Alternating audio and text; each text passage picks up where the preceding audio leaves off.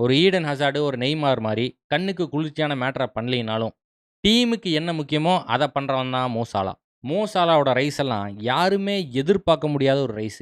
நம்ம ஆளு எகிப்து நாட்ல பொறந்து, வளர்ந்து அங்க அப்படியே ஃபுட்பால் விளையாண்டுருக்காப்ல.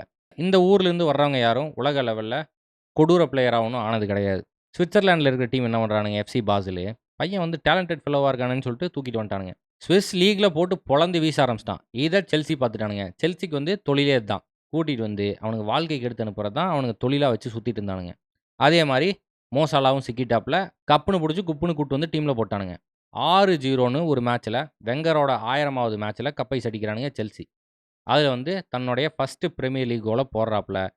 அதுக்கப்புறம் கொஞ்ச நாள் இருந்தாப்ல. அதுக்கப்புறம் தூக்கி கடாசிட்டானுங்க. இட்டலி பக்கம் அனுப்பிச்சு விட்டானுங்க. ஃபர்ஸ்ட்டு ஃபியோரன்டீனால கொஞ்ச நாள் இருந்தாப்ல. அதுக்கப்புறம் ரோமா வாங்கிட்டானுங்க. நம்ம ஆளு பால் எடுத்து வராட்டுன்னு ஓடிட்டு இருக்கான். என்னடா இவன் வெறித்தனமா ஓடுறான். இவன வாங்குறதுக்கு எந்த பேச்சும் இல்ல. செல்சி வேற கடாசிட்டானுங்க. அப்படின்னு நெனச்சா, சுமார் 2017ல லிவர்பூல் என்ன பண்றானுங்க, சரி தம்பி உன்கிட்ட டேலண்ட் இருக்கிறது பட்டவர்த்தனமா தெரியுது. என்னதான் நீ செல்சி ரிஜெக்ட்டா இருந்தாலும் பரவால்ல. நான் உன்ன நம்புறேன். நேரா வந்துருன்னு சொல்லிட்டு கூட்டு வந்துட்டானுங்க. கூட்டிட்டு வந்ததுக்கப்புறம், அந்த ஃபர்ஸ்ட்டு சீசன்ல காட்டுனான் பாருங்க ஒரு காட்டு. என்டயர் பிரீமியர் லீகே ஸ்டன் ஆயிட்டானுங்க. யார்கிட்டயுமே பதில் இல்ல. என்னடா இவன் இந்த ஆட்டம் ஆடிட்டு இருக்கான்? விங்கரு வெறித்தனமா ஓடுறான். ஃபினிஷிங் வந்து கிறிஸ்டியானோ ரொனால்டோ மாரி பண்ணிட்டு இருக்கான்னு சொல்லிட்டு எல்லாம் ஸ்தம்பிச்சு போயிட்டானுங்க. தாக்குறான். பார்க்குறவன் எல்லாத்தையும் புடிச்சு பாரபட்சமே இல்லாம தாக்குறான். ஃபர்ஸ்ட்டு சீசன்ல பிரீமியர் லீகோட டாப் ஸ்கோரரு மோ சாலா.